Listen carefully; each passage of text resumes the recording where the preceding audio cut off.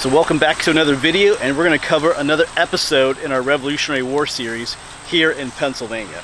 So we're going to be heading over to the Reading area to search for a POW camp. We're not really going to find anything of the POW camp left there. It's now, fine houses are there and things like that. It's a pretty nice neighborhood. I think anything left of the camp is probably long gone. But we're going to drive through the area. There's a historical sign there, although we'll drive past. I don't think we'll be able to read it. It's a pretty busy area. There's really no place to pull over to check the sign out, but we're going to drive through the area at least. As we drive through, we'll try to picture maybe what it looked like back then. But yeah, after the battle, after Washington crossed the Delaware River and the Battle of Trenton, there were 800 some Hessian prisoners. Well, you got to put those prisoners somewhere. So they had these POW camps, these prisoner of war camps. And there was one, I took a bunch of them to Reading, like I said. There's one in Lancaster, which some of these were moved to later, and there's one in York too, I think called Camp Security. We'll do videos on all those as well sometime. But the camp was initially located along the banks of the Schuylkill River, I think right along the shores, but it was only there for maybe a couple months, up to a year, before it moved to the location further up on the mountainside, which is just a little bit better. I think the people of Reading were complaining about the prisoners being there. There's about as many prisoners there as there were people of the city. So I think this is maybe roughly 1,000 prisoners were there, so a little uneasy for the people living there. But anyway, let's get going. Let's hop in a Jeep. We're gonna make our way towards Reading, and we'll drive through the old neighborhood, see what we can find. Well, I know what we'll find is houses, but we'll try to imagine what it looked like back then.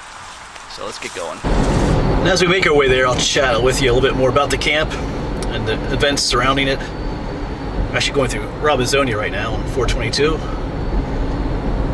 This camp was on the east side of Reading, like the southeast part.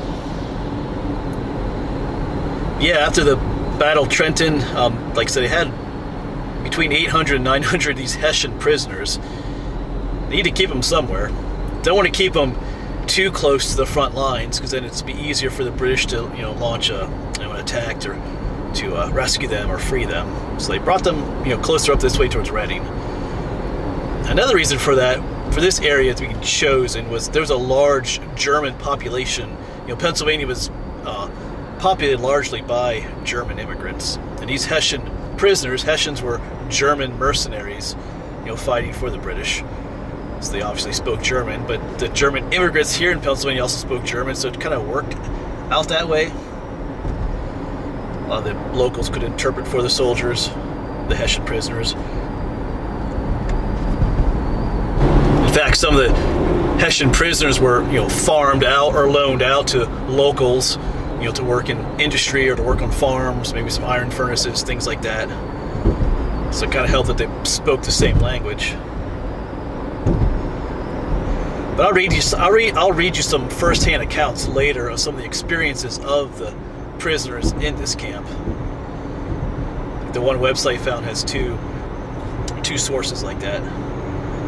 People writing from inside the camp, what it was like and what they had to do and things like that. So later in the video I'll read you some of that.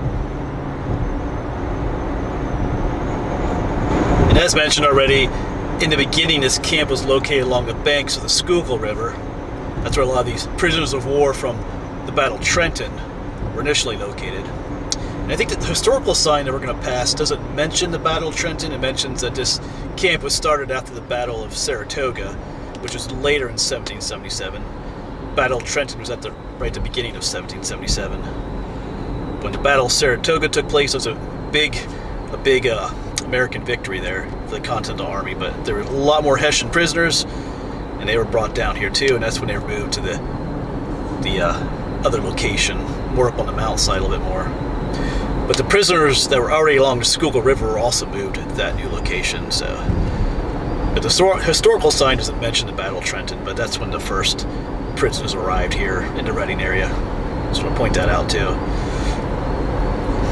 All right, this is Warnersville. So we still got a little ways to go. Got to go through Sinking Spring yet. Then get on the other side of Reading.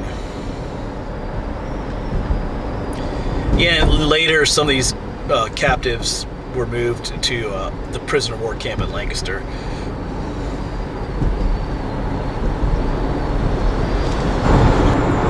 just crossed the Schuylkill River. Our exit is coming up here soon. Still heading east on 422.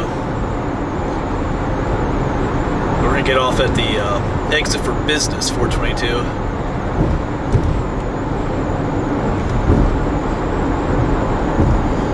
And down below us is the river. Yeah, Mount Penn, that's where we're headed. Got a little borough, you know, just the east side of actual Reading.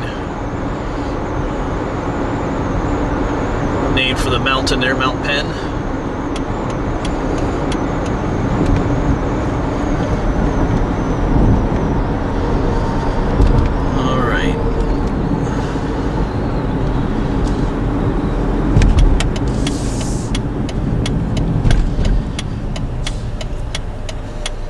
Yield sign. We don't have to stop here, buddy.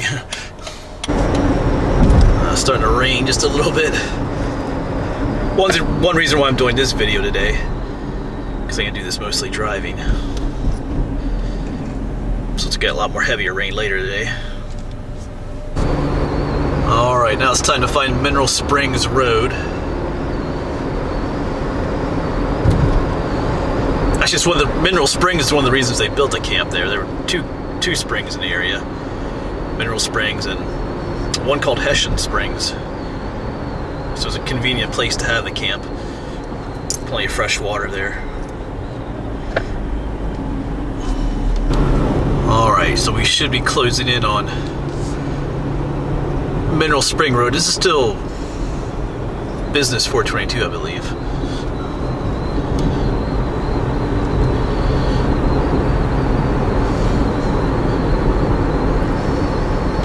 Well, actually on Howard Road, it becomes Mineral Springs just up here.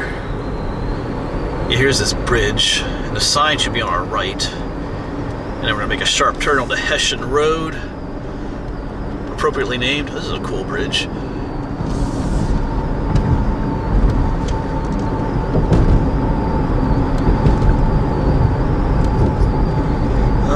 Where's the sign? I don't see the sign anywhere. I saw it on Google Maps. What is this road? Yeah, it's this Hessian. Oh, it's right behind the trees there. It's blocked by the trees. I just saw it there. Maybe caught a glimpse of it. But we're going to turn up here onto Hessian Road. Appropriately named, like I said. Yes, this is Hessian Road. A lot of nice houses. One website said this is like the nicest neighborhood in Reading. Yeah, wow.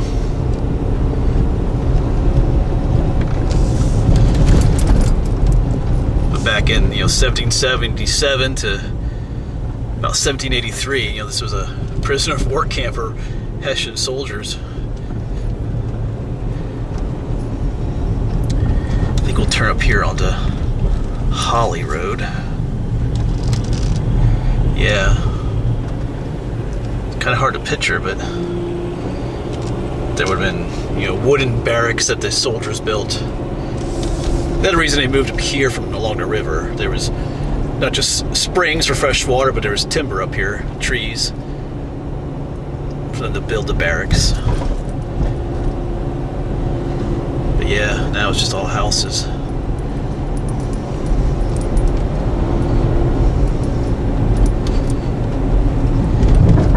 It could be a metal detector's paradise, but it's all private homes.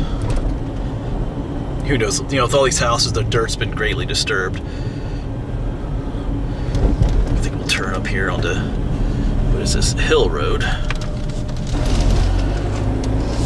We're just a little bit north now. The camp was between, Mineral Springs and what is this road, Hill Road. Kind of down along the hillsides there. Is this Steuben? Yeah, this is Steuben Road. I believe named after Frederick Wilhelm von Steuben, who was very important for the war efforts on the American side. He was a Prussian army officer. Greatly helped to reform the Continental Army. Was part of George Washington's chief of staff, or was his chief of staff. But yeah, just right in the heart of where the camp was. So instead of these fine houses, you would have had, you know, like wooden barracks, tents.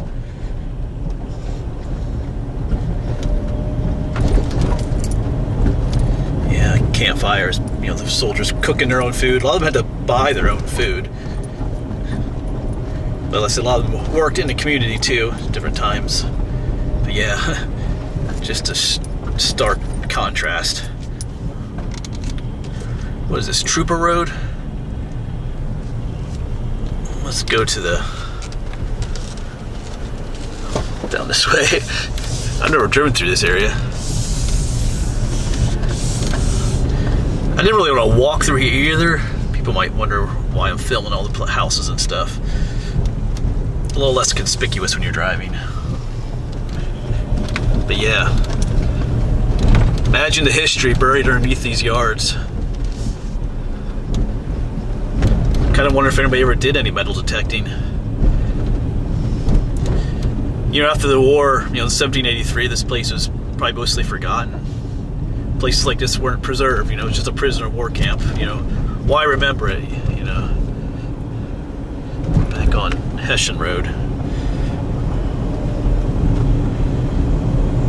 But it's only in later years that you think about preserving things, but then it's a lot of times it's too late. Everything's been developed, built over.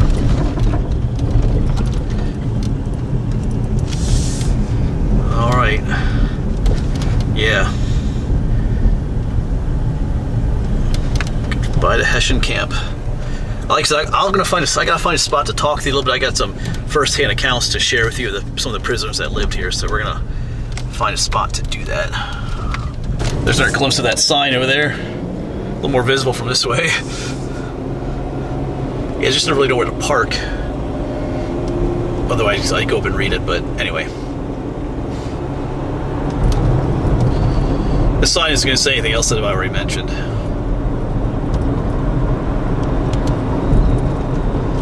Yeah, so there you go. We're done with our little drive through the Hessian camp, or as it looks today, and all those nice, really nice houses. If only those... I'm just reading through the... what I'm going to read you here in a little bit. Some accounts of some of the prisoners there, but just wonder if those prisoners could come back today and see what their camp looks like now. All those big, beautiful houses there. But yeah, I'm not going to read the whole account. There's quite a bit on this one website. This is, what was this website called? Let me backtrack here one second. Yeah, so, I don't have my reading glasses, but this is from a site called emergingrevolutionarywar.org. If you just Google Hessian POW camp, Reading, PA, this site will come up. And it's titled Hessian Camp, Reading, Pennsylvania, a Childhood Mystery. And it's from, looks like it's from back in like 2016. Written by Eric Wittenberg. So he talks about how he was grew up in an area and it always interested him. He gives some of the same information I gave, but he found several different accounts of some of the soldiers, these Hessian soldiers that was there. This first one was by Johann Benz from the Duchy of Brunswick over in Germany. He arrived in Reading on June 16th, 1781, so a little bit later. And some of this, I'm not gonna read all of it. Some of his first-hand accounts, though. On the bank of the Schuylkill, we had been camping on a meadow in the open air for 8 weeks and were plagued by great heat during the day and by rain and cold during the night. On August 9th, we marched from the Schuylkill via Reading onto a high, rocky mountain. Well, that's Mount Penn, which is not super high and rocky. That's where we were. Maybe high and rocky compared to where they were along the Schuylkill. We were supposed to build barracks there, but because we did not want to agree to that right away, but rather made ourselves straw huts, we were treated very severely. A sharp command from the corporal in charge of overseeing them, forced us to build the barracks, and it was our good fortune because all of our straw huts were consumed by fire at a later time. Therefore, those who had not yet completed their barracks had to do more now to get them ready. Through that, the men got some freedom to go into the country and work, and so they kept their supplies. So they, like I said earlier, they're allowed to work, and they could earn some money and get supplies that way.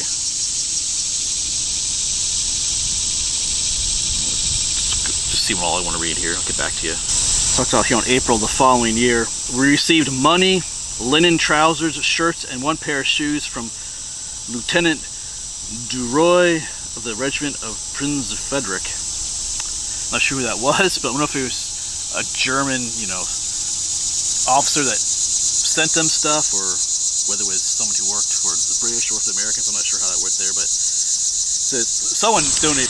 Here it talks about some of the things they were offered. In the month of July, they read us an order from Congress. Any one of us wanting to be free, and that immediately, should give 80 silver thalers, 1 British pound roughly. 1 British pound was worth 5 or so thalers. This is given as ransom, and if he did not have that much money, a local citizen maybe, should pay it for him. This would give them their freedom, with whom he should work in bondage for 3 years. So they had those, 80 thalers. They could buy their freedom, or a local citizen could pay it for them, but then in return you had to work for them for 3 years. So that was an option they were given. And here's another option they were given. But if we wished to enter service with them, the Americans, the American Army, each would get 8 silver thalers as gratuity, and after the end of the war, he would be given 100 acres of land. This now was voluntary, to be sure, but because our men did not want to agree to that, we were treated very harshly. So most of the men did not agree to switching sides and fighting for the American cause. Yeah, just scanning through some of it. It talks here about 200 of the men were sent to the prison in Lancaster.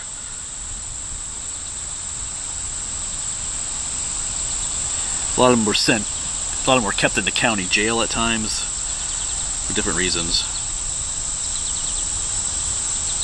But yeah.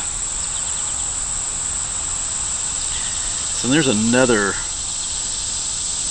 Yeah, Bentz departed Reading, the person who wrote this one, on May 3rd, 1783, and by May 10th had arrived in New York City. He eventually returned home to the Duchy of Brunswick. So that's a good ending for him. And one more person, I'll read a little bit of theirs. This is the second account, comes from a letter by Sergeant Major Samuel Voppel, who served in the Leib Company. Oh, I can't pronounce the rest of that. or Prince Regiment of the Hessian Hanau. He reported to his commanding officer, Lieutenant Colonel Lentz, in New York.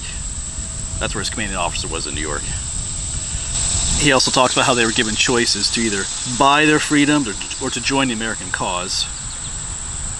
He talks about how he entreated to the king. The king would not help us, and our prince did not want us. Probably the prince over in Prussia. So, wow, kind of abandoned by the people that sent you over to fight. Yeah, he talks. The King of England did not care enough about us to exchange us or pay for our provisions. Wow. Actually, I think that's what they were told, though. It says they were visited by Brigadier General Hessian, and that's what was translated to them. So maybe that was just told to them to get them to choose one of those things, to fight for the Americans. Hey, your king has abandoned you, he doesn't care about you, so fight for us. So kind of rereading that, I think that's maybe more of what happened there. Kind of trying to get them to fight for the American cause by telling them that their king doesn't care about them. Which maybe he didn't anyway, but anyway. But yeah. Here describes some of the conditions of the camp. The new captain called together all of the NCOs, or non-commissioned officers, and gave orders that nobody will dare go 10 paces beyond the post without being termed a deserter. And when the provost guard calls and they don't stop, the guard should fire on them. So yeah, 10 paces, that's not very far. The water is located just outside the post, but nobody may go for it alone.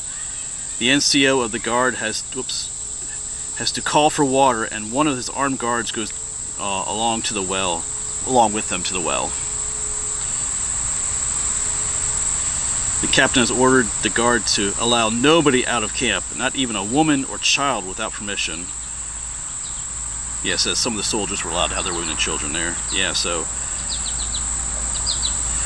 he also said he has forbidden the local residents into the camp. It is not permitted to openly bring us an apple, even an apple. So people can't visit you or even bring you an apple. Wow. But you are in a prison of war camp too. All right, but I think I'll let it go at that. There's more. You can read more if you find that website yourself about what the conditions were like and the different things they went through. A lot of it's just some more logistic stuff about how many men were there and things like that. But yeah, kind of interesting. Most of the men in these camps, a lot of them did make their way back to Britain, eventually to Prussia or to Germany, wherever they came from. Some did stay in the area. Like I said, there were already many Germans living here in this area of Pennsylvania, so some of them just stayed. They already spoke the same language, it's the same culture in some ways, so why not just stay instead of going back? So that's what some of them chose to do. But yeah, it was years ago, several years ago, I first discovered about that Hessian camp. It's kind of interesting when you discover that there's like Revolutionary War history literally almost in your backyard that you never really knew about. So I always kind of find that story interesting. I waited to do a video on it until I started this series too. So, but like I said, there are several other camps. There's one in Lancaster, one in York. We'll get to those in the future as well. But yeah, if you have any other information you want to add, let me know in the comments. You know, if you didn't know about this before, you can let me know, or if you learned something new, or yeah, things like that. Or if you live in the area, that'd be kind of interesting to know if someone lives up on that area, has ever found any artifacts. You know, like I said, I don't know. That would be super awesome. But anyway, I think that'll be it for this video. Thanks for watching, folks, and hopefully we'll see you on the next one.